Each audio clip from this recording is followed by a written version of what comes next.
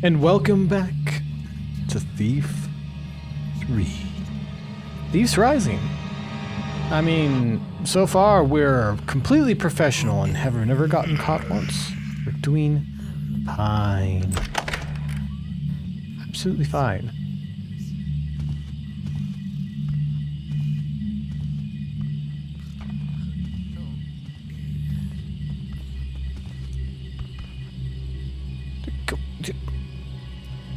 Haha! I'm gonna need you going to the bathroom, ma'am. Professional! As I was saying. So, we're new to all of this, but, we're getting the hang of it. Trial by fire and whatnot. Day 17th, month 3. I came within greeting distance of Lord Eldritch today, but he passed me by without even the remotest of glances. He's the most handsome man I've ever laid my eyes upon, and truly, under normal circumstances, the utmost gentlemanly. I dearly wish for a chance encounter when I could encourage his pursuit. Day 21, month 3. Father has arranged another weekend engagement for all his rich friends. However, he has not invited Lord Eldritch, despite my persistent requests. Surely Father can see how much I wish to meet Lord Eldritch. Or perhaps I am making myself appear too desperate. Not that I can deny myself that I am. Will I ever meet the man of my dreams? Day 30, month 3. I was out with the girls at that fancy new restaurant yesterday, catching up with the local gossip. As we laughed about matters of mundane humility, by chance my eyes caught sight of Lord Eldritch, sat but a few tables away. He had overheard our raucous and was glancing in our direction. Our eyes met. I knew I was blushing, and so I averted my gaze. But as I looked back, to my astonishment, he was walking towards us. Ever the gentleman, he greeted us all. He kissed my hand before he whispered sweet nothings in my ear. I giggled uncontrollably. We agreed to have dinner here next week. Day 7, month 4. The dinner with Lord Eldritch was exceptionally well. Even though I do say so myself, I think I am just the girl he needs for a wife. I have arranged to stay at his mansion in a couple of days' time. I'm so excited. I can't wait to give him my innocence. I might have to take the time to practice with myself tonight. Oh boy. Day 11, month 4. Lord Eldritch is a god in bed. The girls always joked about big manhoods, but Lord Eldritch is a wine bottle of a man. Yet so gentle and passive towards me. I've never felt so happy, so wanted, and so loved. I hope to see him again next week, where he promised me some more bedroom hijinks. He mentioned something about playful torture. I can't wait to see what he has in mind. Uh-oh. Day 19th, month 4. Father's guests have arrived, and I have been told to act the sweet and innocent daughter. Little does he know what a night of debauchery it was with Lord Eldritch. My butt is red raw, and I can't sit down. He told me that I had been a bad girl, and that he was going to punish me. He whipped me across my bare skin, all the while dressed in a dark leather suit and mask that had only holes for the eyes and a zip across the mouth. As much fun as it was, I think he bruised one of my boobs. Okay. When he grabbed me tight during his climax. I look forward to further punishment next week. Okay, 50 Shades of Thief. Anyways, this is what you get when you read people's personal journals. Just gotta steal everything she has, and then she can go S&M her wine bottle of a man some other time. Anyways. Let's see, before I go in. Huh? Huh?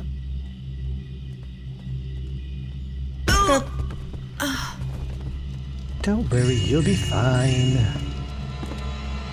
Would you? Has someone stolen it? I'm going to get help. Well, shit. I thought you were some danger. Now to extricate her from...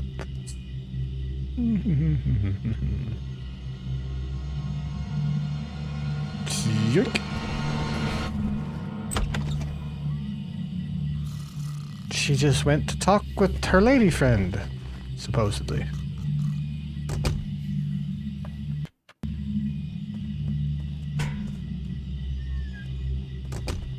Hello?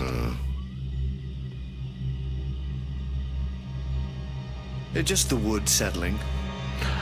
Yeah. Just the wood settling, huh? Don't think you know how it works there, bud. You're gonna have a hard time of that if you're in there by yourself when you have a wife out here. Do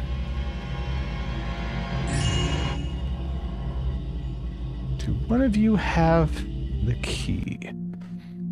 To all staff, I dropped the key to my footlocker this morning while on my way down the stairs to the basement. Do the servants' quarters inspection. It wasn't until this evening that I realized that it was gone, but I remember the sound, which at the time I dismissed as unimportant. Please find the time to locate it and return it to me with the utmost of urgency. Dwayne Wansworth. Wansworth, this is your room? I'm gonna have to look for that. It's so much of a shame that I knocked your ass out.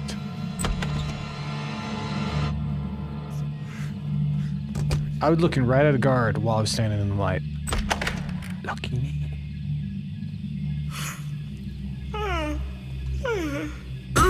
Go to bed. If you're so tired, just go to bed. Jeebus. Is that a mirror in there or something? Well, whatever it is, I can't get it. So the wood settling? The wood is settling. You were some danger. Damn. Okay, sure. I'll go with that. I'm okay with that. You just stay in the corner over here in case your hubby gets out of the wood settling room. Well, that's enough for me. I mean, as much as I'm supposed to get, that doesn't mean it's enough. Yes. There. Let me see you properly. I wasn't sure if he was looking at me or not because it was so bright in such a dark room.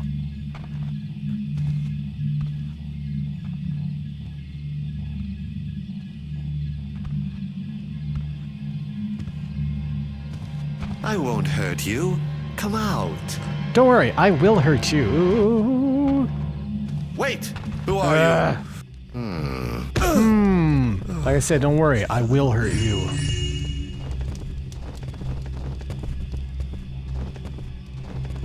Did I see a shiny on you?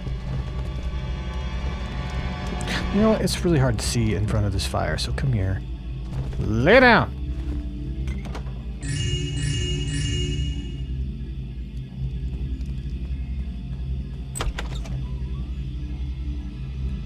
No lady friend or man friend? Such a shame. At least you'll get some rest. More broom closety. Ah, we found the painting thieves room. I guess that's not worth anything. Do we just want the one? Wait, I thought... Am I missing something? Acquisition log. As of late, my father has made some acquisitions through notably more dodgier characters than usual, and so I've decided to keep this log of his actions for further use. Day 5, month 1. Father has a visitor today, a slimy-looking fellow, some sort of street urchin. He claimed to be able to supply a large quantity of gold plates for the right price. There were some brief whisperings before they bid each other farewell. Day 19th, month 1. That slimy guy returned today. He and some other feller unloaded a large, heavy crate into the basement. After a brief examination of the goods, Father handed over not 1, but 3, maybe 4 coin purses. The 2 of them left hastily after that. Day 21, month 1. I've been noticing the increase in gold plates around the house of late. Some used as ornaments and others in the dining room. Clearly these must have been what that slimy guy had dropped off the other day. Day 19th, month 2. I heard my father tell a servant that he was just nipping out for a walk around the grounds last night. I snuck out after him and watched as he apparently conversed with a bush. A bush, I might add, that spoke back. I overheard something about a figurine and a rather large quantity of gems. A date was also mentioned for next week, and the same meeting place afterwards. Father wandered off around the gardens. Day 27, month 2. My father returned to the same bush as last week and called out. 2 heavy laden sacks were tossed over the wall into our grounds, where my father quickly inspected the contents before tossing a smaller sack back over the wall. After a brief moment of silence, the voice called out, "Cheers, Gov!" and my father resumed his wandering. Day 11, month 3. I heard my father boasting to one of the guests about his skills at the poker table. The way he spoke about it suggests that his game isn't an honest one. As I listened in on the conversation, there was the mention of Lady Louise and how she'd lost a fortune for the 3rd week in a row. Day 19th, month 3. Father returned from his weekend hunt and told us all to leave the premises for a few hours, including the staff, and was very insistent. As we were all leaving the grounds, a massive crate was being taken up the drive by Burke-drawn cart. My father locked the inner gates and didn't unlock them again for at least an hour to let out the Burke-drawn cart that was now transporting an empty crate. Day 30, month 3. My father was seen in town by a colleague of mine chatting with a beggar woman. After a lengthy bout of haggling, an exchange was made where my father handed over a coin purse or 2, and the beggar a filthy bundle of rags. Whatever was in those rags was clearly worth a fair price. Day 12, month 4. Father returned home this morning with a large package. He was out of breath and panting heavily. He then hastily made his way to his study in the attic, where he failed to leave for some time. Well, sounds like this might not be the guy that stole all the paintings, but also that Daddy's doing a lot of illegal stuff. What a surprise! Are we all surprised? I'm not.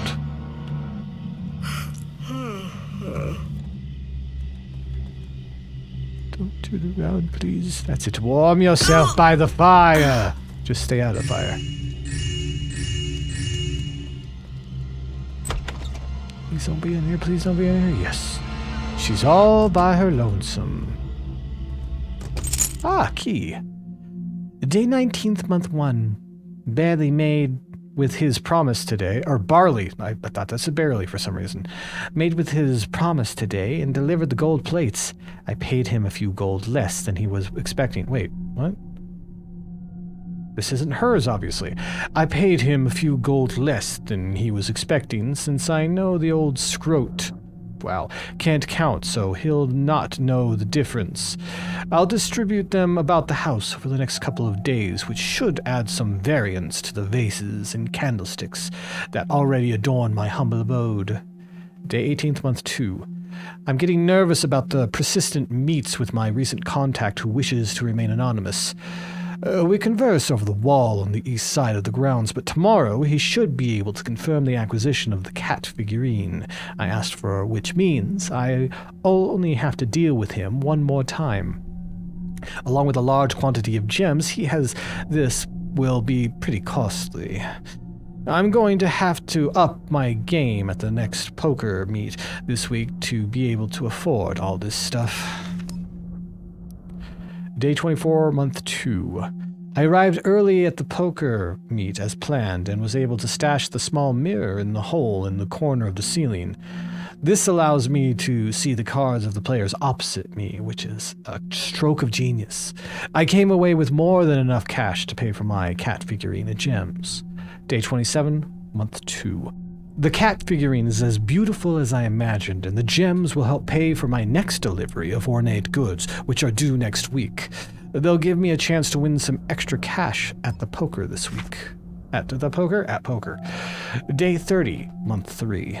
A contact of mine had arranged for me to pick up an ornate bird statue from an old beggar woman in the street. However, she wouldn't hand it over unless I paid her more gold than what had been agreed with the contact.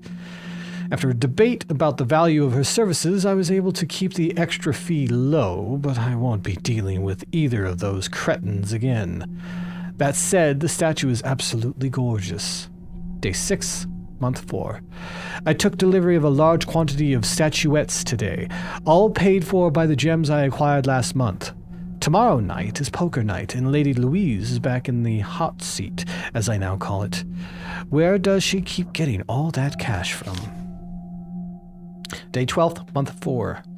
A close shave this morning. I was making an exchange with my latest contact for the adorned battle horn, just as 2 guardsmen strolled around the corner and caught us red-handed. I dropped the coin purse into my contact's hand and snatched the horn from his other before making a run for it up the street. The guardsmen clearly realized what was going on and made chase. I managed to evade them by running into an alleyway on Blind Ben. Moments after I had taken cover behind some crates, the guardsmen ran straight on up the street, seemingly unaware of the alleyway. I seized my opportunity to backtrack and made my way back home swiftly. I don't think they knew who either of us were, but I'm certainly going to have to keep a low profile for a while. Day 17th, month 4. My prized trinkets have been placed in my trophy room, locked up tight, ready for my guests' viewing tomorrow. I'll show them around after the evening meal and regale them with the tales as we sip the finest of reds. I can't wait to see their envious faces, and then I'll astound them even more when I take them upstairs to the cell to show them my most prized possession. The cell? The cell. Okay, one more time, just in case you weren't listening. The cell. Ah, there's that ring. Alright, well, up the middle, I guess.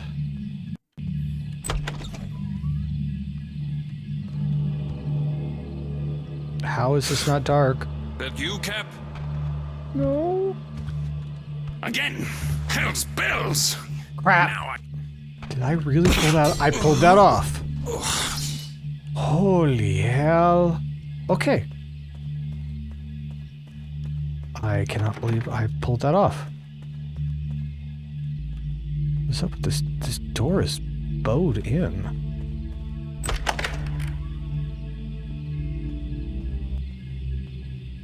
Very dark in here. There's a key there. Day 19th, month 3. For the hunt this weekend, we plan to arrive at our destination, near to our previous encampment in the early hours. From there, we plan to head out deep into the wilderness in an attempt to track a large herd of burricks that we encountered on our last hunt, but didn't have the time for on our last venture. We plan to hunt down a juvenile for consumption and also an alpha male for trophy and boastful purposes. Our group of 4 consists of experienced trackers, huntsmen, trappers, and survivalists. David Marion, a mighty fine trapper with some basic tracking skills. Daffod's main responsibility are in the trapping of the juvenile and keeping it alive until we need it for sustenance. Julian Keller, our most experienced tracker. Julian will be our point man and reconnaissance expert, assisting us locating the best places for setting traps as well as luring our quarry into them. Eldrin Gaster, the survivalist of our group and an invaluable huntsman. Eldrin will be responsible for setting up our base camp and general survival needs throughout the weekend, as well as commanding us on the takedown of the alpha male. Basil Wansworth, myself. While my own skills are somewhat lacking in comparison to my comrades, I am able to give a basic all-around assistance to the group. My main purpose is the fundraising for the group, financing these ventures solely off my own back. Day 20, month 3. We arrived earlier than we originally expected, and Eldrin wasted no time in setting up our base camp with my assistance. In the meantime, Julian and Daffyd went off in search of some tracks for us to follow. By mid-morning, our base camp was complete. Julian had returned with news of Burrick tracks, and we had all eaten, so we prepared our equipment and headed off towards the Burrick's tracks. Progress was steady to begin with, as we followed the obvious tracks in the sodded ground. After an hour of tracking, Julian was able to give a good determination of the size of the herd that we were following. A large family with 3 or 4 adults and 2 juveniles, exactly what we had come out here for, and we were gaining on them. After another hour had passed, the tracks led us into a wooded area. Here the Burrick's movement was slowed by the heavy vegetation, which they fed on as they passed. This allowed us to make good progress, and by the time we emerged on the other side of the woods, Julian was able to determine that we were only an hour or so behind our quarrel. We'd been following the tracks for nearly half the day when we came upon a large fresh rip in the ground, probably caused by seismic activity. Julian stated that the tracks ahead suggested that one of the juvenile Burricks was missing, and there was evidence to suggest that it had fallen down the hole. Perhaps it had opened up as they were passing, as the hole was too deep and dark to see what lay at the bottom. It was agreed that we should descend into it to investigate. Eldrin started gathering natural materials to make the descent as safe as possible. One by one, we each made the descent to where the juvenile Burrick did indeed fall to its death, and was able to see a cavernous tunnel system winding away into the substrat. We decided to light a fire and dine off the Burrick before proceeding into the cave system. With lit torches, we followed the cave for a few hours, twisting and turning every which way, before finally deciding to camp for the night. We swiftly set up a perimeter and built a small fire, once again dining on Burrick flesh before settling down for the night. Day 21, month 3. We were woken by the sound of vibrations of seismic activities and decided to pack up our equipment and continue into the tunnel. We weren't walking long when we came across a collapsed area of the tunnel. We were able to clamber over the rubble and make our way to the other side, but we were confronted by the sight of a bizarre creature. Laying down across the passage, partially covered in rubble and bleeding from its head, was this green-skinned, lizard-like humanoid, perhaps a good foot taller than any of us. As Eldrin was removing the rubble from the creature, that was able to determine that it was still alive, due to its shallow breathing. My initial thought was that it would make a magnificent trophy for my collection, and so I set to persuading the others that we needed to take this home with us. Sure enough, the others agreed, but unsure if the creature would be hostile or not, we decided to play it safe and bound the now named lizard man's limbs and began to move it. We first hauled the lizard man over the rubble and all the way along the winding cavern, back to the opening. Daffyd ascended first and began constructing a cage from natural materials while the rest of us worked on hauling the beast out of the gaping hole.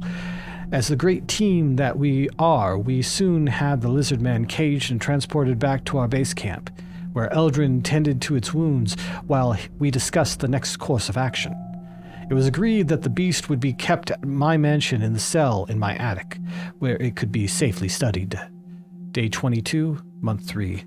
I have arrived home early and made plans for the discreet delivery of the lizard man. I arranged for my family to be out and for the staff to remain in the basement for the afternoon. The afternoon soon came and the crate arrived with my colleagues by Burrick-drawn cart.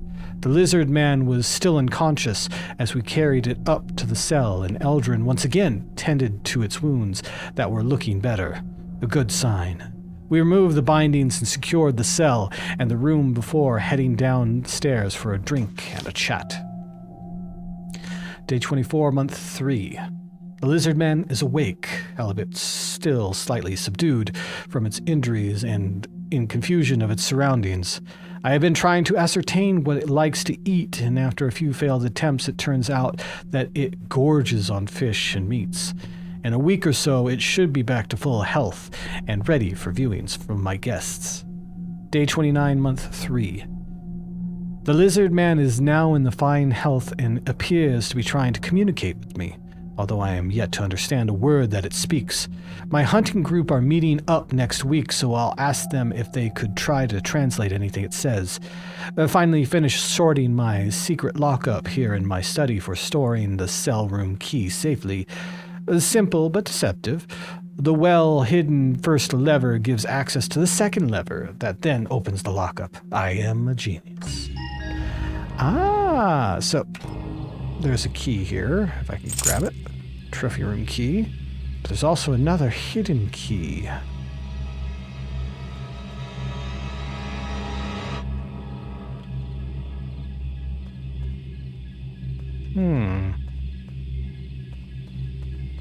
If it wasn't so dark in here, it'd be easier to find.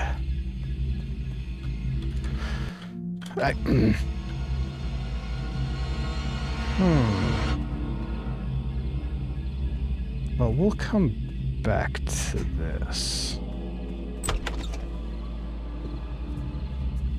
It's like everything's burnt up here. That's how dark it is. Ooh, there we go. What do we have left? Find the key that unlocks the room with the cell and free the Kershak. That's all we gotta do. And this is Bowden as well.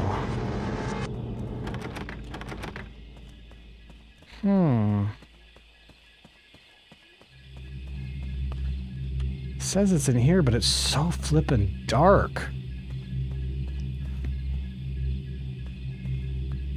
It'd be kind of cheap to put it in a place where you physically can't see it. And the fact that there's two of them.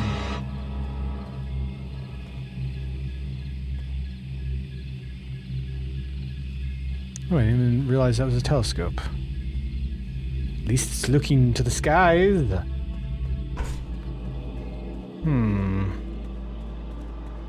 We have a key to the trophy room. I'm assuming the trophy room was the one that was locked on the bottom floor? Yes. Well, well, well. What do we have here? Horn of Quintus. Again.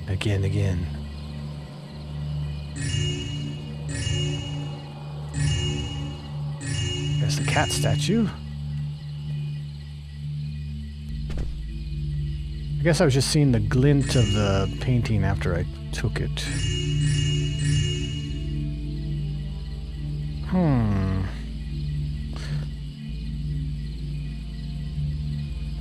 There's a telescope here as well.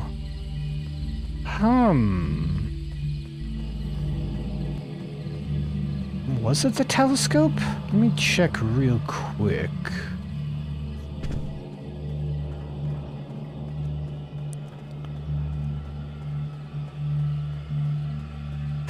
I didn't think I was able to click on it, but... Well, I'm gonna look around, and I will be right back. Oh, there's one. Oh, there we go.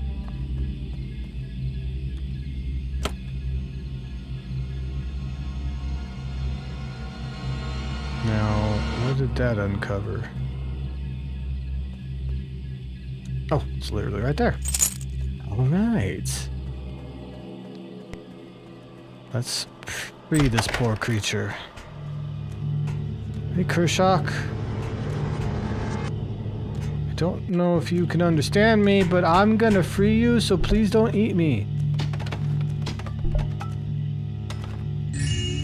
I'm taking this knife. Don't eat me. Bye. Don't eat too many guards, you'll get sick. Don't spoil your appetite. Jesus Christ. Well, I think we're going out the front.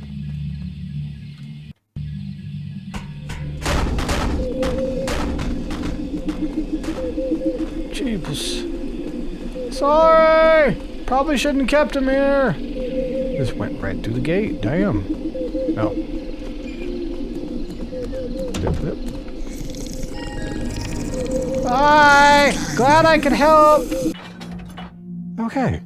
What a haul. I wasn't exactly the most inconspicuous person walking the streets with a bulging bag slung over my shoulder, rattling and clattering with the sounds of trinkets clashing together. But I managed to make delivery to my fence without any trouble.